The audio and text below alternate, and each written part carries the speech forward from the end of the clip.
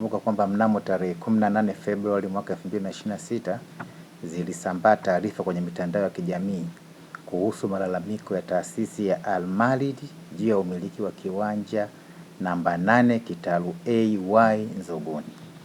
Wizara ya Ardhi, Nyumba na Maendeleo ya Makazi inapenda kutoa taarifa kuwa malalamiko ya taasisi Al-Malid yalishughulikiwa kikamilifu na walalamikaji walijibiwa kwa maandishi kupitia barua yetu yenye kumbukumbu namba BA-97/01/01L/28 ya tarehe 9 Januari mwaka 2026.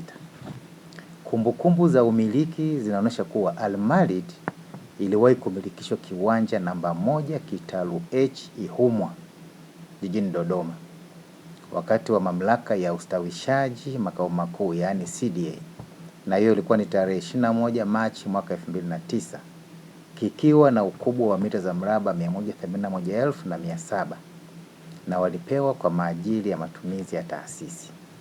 Aidha, taasisi ya Al-Malid ilikiuza kiwanja hicho kwa kampuni ya El Shaddai Center for Academic Limited kupitia mkataba uliosainiwa tarehe 25 Julai mwaka 2009 na wizara ilipatiwa nakala ya hayo mauziano.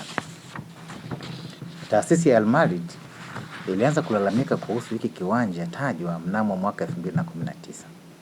Wataalamu wetu waliomba waoneshwe hili eneo ambalo linalalamikiwa. Taasisi ilionyesha maeneo tofauti kwa nyakati tofauti, ambayo ufuatiliaji uliofanyika ulibaini kuwa maeneo hayo yanamiliki halali za taasisi nyingine, na wao Al-Malid hawakuwa na nyaraka zozote za kuthibitisha umiliki wao kwenye maeneo hayo. Kumbukumbu zetu zinawarejesha kwenye eneo lenye kiwanja namba 1 kitalu H, eneo ambalo waliliuza kwa kampuni El Shaddai Center for Academic Limited. Aidha, wizara imekuwa ikiwafahamisha ukweli wa swala hili mara zote ambazo walifika kupata huduma.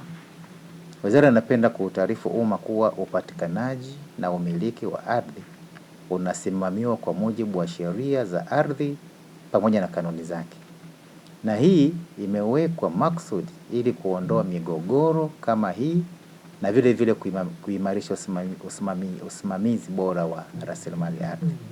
Napenda kuhitimisha kwa kusisitiza umuhimu wa kuzingatia kanuni na taratibu zilizowekwa kwa mujibu wa sheria ili kuondoa migongano katika jamii.